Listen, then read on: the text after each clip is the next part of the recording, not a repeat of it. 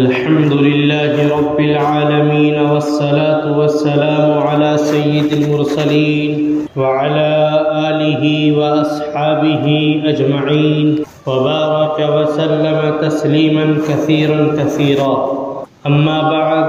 فقد قال الله تعالى أعوذ بالله من الشيطان الرجيم بسم الله الرحمن الرحيم ولا تحسبن الله غافلا عما يعمل الظالمون إنما يؤخرهم ليوم تشخص فيه الأبصار قال تعالى إذ قال لقمان لابنه وهو يعظه يا بني لا تشرك بالله إن الشرك لظلم عظيم صدق الله العظيم قال النبي صلى الله عليه وسلم اتق دعوة المظلوم فإنه ليس بينها وبين الله حجاب أو كما قال عليه الصلاة والسلام۔ عزیزان ملت، میرا آج کا عنوان آپ کے سامنے ظلم کے تعلق سے کچھ باتیں بیان کرنا ہے۔ ظلم کی مذمت، ظلم کا اقتدار اور ظلم کا عروج اور اس ظلم کا زوال کیا ہو اور کس طریقے سے ہو۔ آج پوری دنیا کے اندر انصاف، جس کی شروع سے لے کر اخیر تک ضرورت رہتی ہے، اور اگر کسی معاشرے اور سماج کے اندر سے یا کسی قوم کے درمیان سے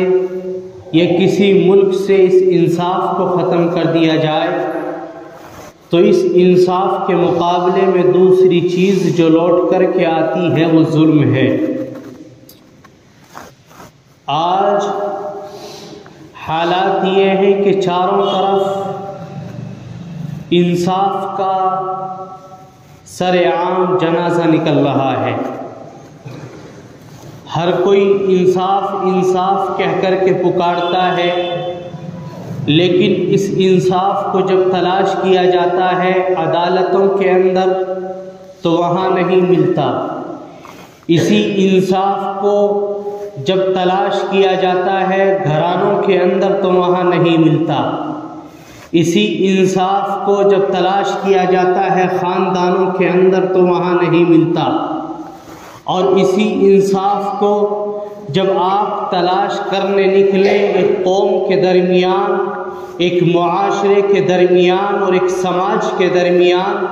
تو وہاں بھی انصاف نام کی کوئی چیز نظر نہیں آتی۔ معلوم یہ ہوا کہ آج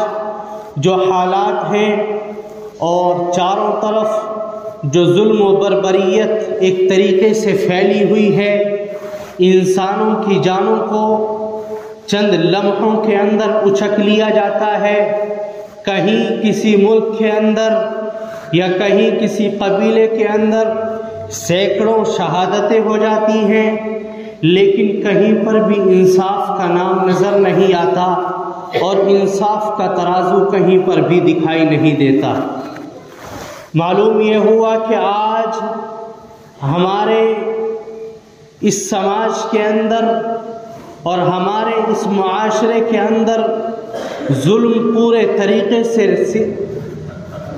سرایت کر چکا ہے۔ ظلم ہمارے درمیان اس طریقے سے داخل ہو گیا ہے کہ اگر آپ ظلم کا اور انصاف کا موازنہ کرنا چاہیں، ظلم اور انصاف کو الگ الگ کرنا چاہے تو انسان کو ان دونوں کے درمیان تمیز کرنا مشکل نظر آتا ہے۔ یہ انسان یہاں تک بھول چکا ہے کہ انصاف کس کو کہتے ہیں اور ظلم کس کو کہتے ہیں، انصاف کرنے والا کون ہے اور ظلم کس کے اوپر ہو رہا ہے، ظالم کون ہے اور مظلوم کون ہے، اور ظالم کے ساتھ میں انسان کا کیا رویہ ہونا چاہیے اور مظلوم کے ساتھ میں انسان کی کیا ہمدردی ہونی چاہیے۔ انسان اس بات کو بالکل بھلا چکا ہے اور یہ تمیز کھو چکا ہے، اسے نہیں معلوم کہ تیرے سامنے انصاف پسند آدمی ہے یا مظلوم پسند آدمی ہے یا ظالم پسند آدمی ہے۔ انسان صرف زندگی گزار رہا ہے گھوڑوں اور گدھوں کی طرح، اسے نہیں معلوم کہ تجھے انسانوں کی طرح زندگی کس طریقے سے گزارنی ہے۔ اس لیے کہ انسان کے اندر اگر انسانیت باقی نہ رہے تو وہ انسان بظاہر تم کو انسان نظر آ رہا ہے، لیکن جانوروں کی عادتیں، جانوروں کی خوبیاں، اور یہ کہہ لیجئے کہ چرند و پرند سے کہیں زیادہ بدتر وہ انسان بن چکا ہے، اس لیے کہ اسے اچھے کی اور برے کی تمیز نہیں رہی، اسے حلال اور حرام کی تمیز نہیں رہی، اس نے اچھے اور برے کو سمجھنا چھوڑ دیا۔ جب انسان نے اس کو اس طریقے سے لیا تو انسان کو عادل پسند نہیں، انصاف پسند نہیں، بلکہ اس کو ظالم پسند کہا جانے لگا۔ اس سے میری مراد نہ کوئی ایک قوم یا کوئی ایک قبیلہ یا کوئی خاندان یا کوئی فرد یا کوئی ایک ملک نہیں، بلکہ اس کے اندر ملوث دنیا کے اندر اکثر و بیشتر انسان ہیں جو اس بیماری کا شکار ہو چکے ہیں۔ اب آپ سمجھیں کہ ظلم کس کو کہتے ہیں۔ انصاف انسان کو سمجھ میں آتا ہے کہ اگر کسی نے کسی کے اوپر ظلم کر دیا، جو ظالم ہے اس کو سزا دی جائے اور جو مظلوم ہے اس کو اس کا حق دلایا جائے، اس کو انصاف کہتے ہیں۔ لیکن ظلم کس کو کہتے ہیں؟ ہم اس ظلم کی پہچان کس طریقے سے کر سکتے ہیں؟ اور جو انسان اس ظلم کی پہچان نہ کرے تو وہ انسان کہلانے کے لائق نہیں، چاہے وہ کسی بھی مذہب سے تعلق رکھتا ہو یا کسی بھی فرقے سے تعلق رکھتا ہو یا کسی بھی برادری اور کسی بھی گھرانے سے اور کسی بھی خاندان سے تعلق رکھتا ہو، اگر اس کو ظلم کی پہچان نہیں ہے تو وہ انسان کہلانے کے لائق نہیں ہے۔ ظلم کی 3 قسمیں ہیں۔ ایک ظلم یہ ہے کہ انسان اپنے رب کے ساتھ میں ظلم کرے،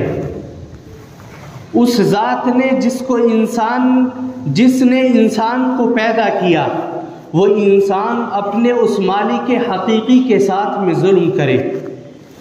مالک حقیقی کے ساتھ میں ظلم کرنا کیسے ہے اور اللہ کے ساتھ کوئی ظلم کس طریقے سے کر سکتا ہے؟ قرآن کہتا ہے وَإِذْ قَالَ لُقْمَانُ لِابْنِهِ وَهُوَ يَعِظُهُ يَا بُنَيَّ لَا تُشْرِكْ بِاللَّهِ إِنَّ الشِّرْكَ لَظُلْمٌ عَظِيمٌ۔ اور یاد کرو اس وقت کو جب لقمان نے اپنے بیٹے کو نصیحت کرتے ہوئے کہا تھا، اے میرے بیٹے تم شرک نہ کرنا، ان الشرک لظلم عظیم، اس لیے کہ شرک ایک بہت بڑا گناہ ہے، شرک ایک بہت بڑا ظلم عظیم ہے۔ اللہ کے ساتھ اگر کوئی انسان کسی دوسرے کو شریک ٹھہراتا ہے تو وہ اللہ کے ساتھ ظلم کرنے والا ہے۔ اگر کوئی انسان اپنے رب کو چھوڑ کر کسی دوسرے کے سامنے اپنی پیشانی کو ٹیکتا ہے تو اللہ کے ساتھ ظلم کرنے والا ہے۔ اگر کوئی انسان 5 وقت کی نماز چھوڑ کر کسی اور کے بھروسے اور کسی اور کے سہارے زندگی گزار رہا ہے تو وہ اللہ کے ساتھ ظلم کرنے والا ہے۔ اگر کوئی انسان اللہ پر توکل نہ کر کے اس دنیا کے اندر مصروف ہو کر کے اور اس دنیا کے اندر مشغول ہو کر کے وہ اپنے رب کو بھلا دیتا ہے اور اپنے رب کی نشانیوں کو بھلا دیتا ہے، وہ اللہ کے ساتھ ظلم کرنے والا ہے۔ پہلی قسم ظلم اس کو کہتے ہیں کہ اللہ کے ساتھ کوئی انسان ظلم کرے، ایک طرح کا ظلم ہے۔ دوسری قسم یہ ہے کہ ظلم انسان اپنی ذات کے اوپر کرے۔ اپنی ذات کے اوپر انسان کس طریقے سے ظلم کر سکتا ہے؟ یہ سوچنے والی بات ہے، لیکن قرآن اس کی وضاحت کرتا ہے، اللہ کے نبی صلی اللہ علیہ وسلم اس کی وضاحت کرتے ہیں۔ قرآن کریم کہتا ہے کہ بہت سے انسان وہ ہیں جو خود اپنی جانوں پر ظلم کرتے ہیں۔ جانوں پر ظلم کس طریقے سے ہوتا ہے؟ جانوں پر ظلم بہت سے طریقوں سے ہوتا ہے۔ انسان رب کی نافرمانی کرنا شروع کر دے، اپنی جان پر ظلم ہے۔ انسان خواہشات کی اتباع کرنی شروع کر دے، اپنی ذات پر ظلم ہے۔ اس کا دل جس بات کا تقاضا کر رہا ہے، اس کا دل جس بات کا مطالبہ کر رہا ہے، انسان اپنے دل کے مطابق، اپنی خواہشات کے مطابق زندگی کو گزارنا شروع کر دے، یہ انسان کا اپنی ذات کے اوپر ظلم کرنا ہے۔ اور اپنی ذات پر ظلم کرنا کوئی ایک طریقے سے نہیں، اپنے نبی کی نافرمانی اگر کوئی انسان کر رہا ہے تو اپنی جان پر ظلم ہے، اگر اپنے رب کی نافرمانی کر رہا ہے تو اپنی جان پر ظلم ہے، اور خواہشات کے مطابق زندگی گزار رہا ہے تو اپنی جان پر ظلم ہے۔ تھوڑی سی صراحت کے ساتھ میں آپ کو بتلاؤں، اگر کوئی انسان نماز چھوڑتا ہے تو اپنی جان کے اوپر ظلم کر رہا ہے، شراب کا عادی ہے تو اپنی ذات پر ظلم کرنے والا ہے، زناکاری کرنے والا ہے تو اپنی ذات پر ظلم کرنے والا ہے، اور اسی طریقے سے بہت سے وہ گناہ جس کا انسان شمار بھی نہیں کر سکتا اور جس کو انسان سمجھتا بھی نہیں ہے کہ یہ گناہ ہے، ایسے گناہوں کو جب انسان انجام دیتا ہے سر عام تو سمجھ لیجئے کہ وہ انسان اپنی ذات کے اوپر خود ظلم کر رہا ہے۔ اور ایک تیسری ظلم کی قسم وہ ہے کہ انسان انسانیت کے اوپر ظلم ہوتا ہوئے دیکھے، اور انسان ایک دوسرے انسان کے اوپر اپنی ذات سے ظلم کرے، اس کو بھی ظلم کہتے ہیں۔ ناحق کسی کی زمین کو ہڑپ لیا، یہ بھی دوسرے کی ذات پر ظلم ہے۔ ناحق دوسرے کی زمین کے اوپر قبضہ کر لیا، یہ آپ نے اس کے اوپر ظلم کیا۔ یہاں تک کہ اگر کسی انسان نے اپنی بیٹی کو وراثت سے محروم کر دیا تو یہ بھی اس نے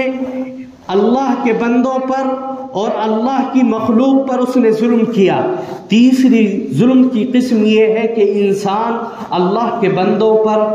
اور اپنے جیسے انسانوں پر ظلم کرتا رہے، یہ بھی ایک طرح کا ظلم ہے۔ آج حالات کیا ہیں اور چاروں طرف کس طرح فتنوں کا دور ہے، آپ اس کو دیکھ سکتے ہیں۔ اگر پہلی قسم کا آپ اندازہ کریں تو ہر انسان اس کے اندر ملوث ہے، اللہ کے ساتھ وہ ظلم کر رہا ہے۔ اگر آپ دوسری قسم کا اندازہ کریں تو وہ بھی سر عام نظر آتی ہے کہ انسان خواہشات کی اتباع کر کے خود اپنی ذات کے اوپر ظلم کر رہا ہے۔ اور تیسری قسم کا اگر آپ اندازہ کریں تو وہ تو آپ کو کھلم کھلا نظر آئے گی کہ آج انسان کے اوپر سے رحم، انسان کے اوپر سے رحم اٹھ چکا ہے، انسان کے لیے مہربانی ختم ہو چکی ہے۔ انسان اپنی کھلی آنکھوں سے دیکھتا ہے کہ دوسرے کے اوپر ظلم ہو رہا ہے، ایک مسلمان کے اوپر ظلم ہو رہا ہے، لیکن یہ اپنی آنکھوں کو بند کیے بیٹھا رہتا ہے اور انتظار میں رہتا ہے اس چیز کے کہ کب تیری باری آئے اور تیرے اوپر ظلم ہو۔ حدیث پاک کے اندر اللہ کے نبی صلی اللہ علیہ وسلم جب ظلم کی صراحت کرتے ہیں تو اللہ کے نبی نے یہ صراحت نہیں کی کہ ایک مسلمان کے اوپر کوئی دوسرا ظالم ظلم کر رہا ہو تو اسی کو ظلم کہتے ہیں، بلکہ اللہ کے نبی فرماتے ہیں کہ اگر تمہارے سامنے کسی کافر کے اوپر بھی، کسی غیر مسلم کے اوپر بھی، کسی غیر ایمان والے کے اوپر بھی ظلم ہو رہا ہے اور آپ اس کو دیکھ رہے ہیں تو آپ اس کو ظلم سمجھیے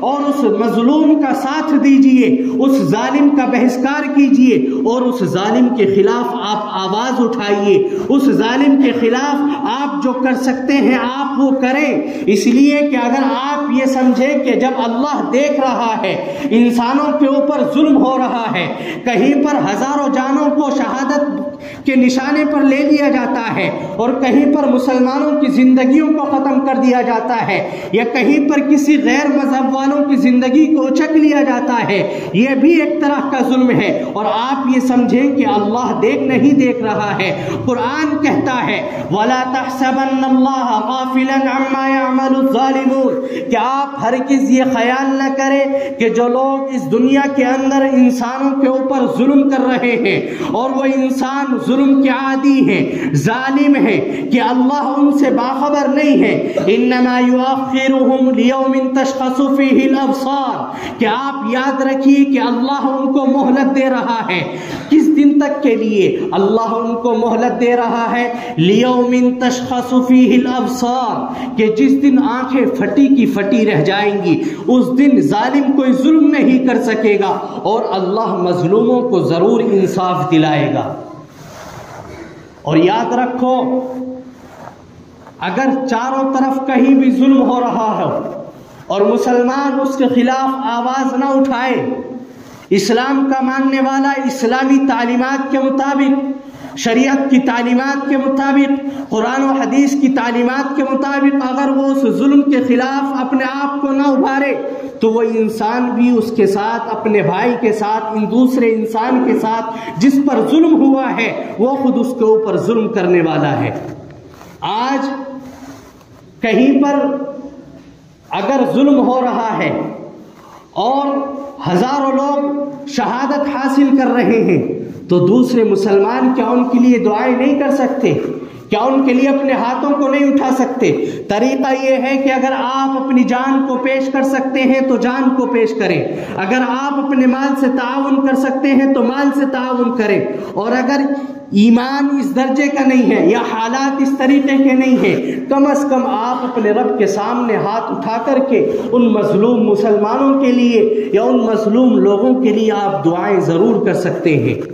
لیکن اگر خاموش رہے اور ظلم کو ایسے ہی دیکھتے رہے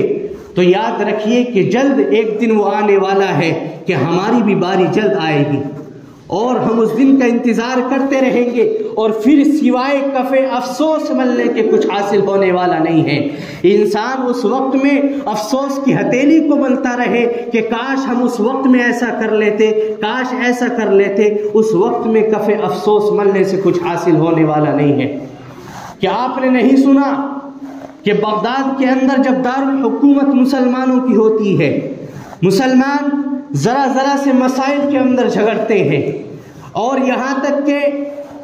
اتنے سے ایک مسئلے پر بحث ہوتی ہے جس کی شریعت کے اندر کوئی اجازت نہیں، شریعت کے اندر جس کی کوئی ضرورت نہیں، کہ ایک سوئی کی نوک کے اوپر کتنے فرشتے بیٹھ سکتے ہیں، مسواک کی لمبائی کتنی ہونی چاہیے۔ جب ان مسائل کے اوپر بحث ہونے لگی تو ہلاکو خان کا وہاں پر ظلم برسا ہے، اور جو لوگ سوئی کے اوپر فرشتوں کی تعداد کو شمار کر رہے تھے اور ان کے خلاف مناظرے ہو رہے تھے آپس میں، انہی لوگوں کی گردنوں سے وہاں پر میناریں بننا شروع ہو گئی۔ اس لیے دوستو،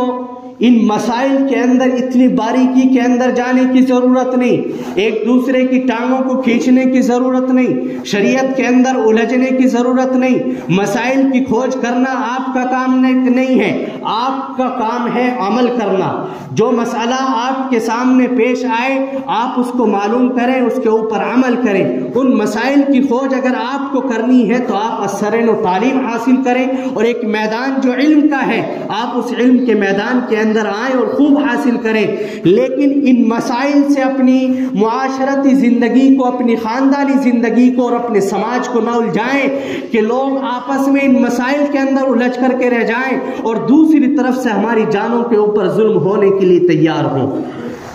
اس لیے دوستو، آپ سمجھیں اور حالات، نازک حالات جو ہمارے سامنے ہیں آپ اس کا مشاہدہ کریں، اس ظلم کو سمجھیں، ظلم کے خلاف ہرگز آپ اپنے آپ کو خاموش نہ کریں۔ آپ دیکھیں، اگر ہمارے گھر کے اندر کوئی دوسرا شخص آ کر کے حملہ کر دیتا ہے تو ہم کس طرح کھڑے ہوتے ہیں اور بر وقت آواز اٹھاتے ہیں کہ فلاں نے ہمارے اوپر ظلم کیا ہے، ہمارے بیٹے کو مارا ہے، ہمارے بھائی کو مارا ہے۔ اسی طریقے سے مسلمان کو درد ہونا چاہیے کہ کسی بھی انسان کو دنیا کے کسی خطے میں بھی تکلیف پہنچتی ہے تو ہمیں اس کا درد محسوس ہونا چاہیے، اس لیے کہ المسلم کا جسد واحد، مسلمان ایک جسم کی طرح ہے کہ اگر ایک کان کو تکلیف ہوتی ہے پورا جسم اس کو محسوس کرتا ہے، اگر ہاتھ کے ایک حصے کو تکلیف ہوتی ہے پورا جسم اس کو محسوس کرتا ہے۔ اسی طرح دنیا کے کسی بھی خطے میں کسی انسان کو تکلیف پہنچتی ہے تو انسانیت کے دائرے کے اندر رہ کر کے ہمیں اس کا احساس کرنا چاہیے اور اس کو سمجھنا چاہیے اور اپنے آپ کو تیار رکھنا چاہیے۔ اللہ رب العزت مجھے اور آپ کو عمل کی توفیق نصیب فرمائے۔ وآخر دعوانا الحمد للہ رب العالمین۔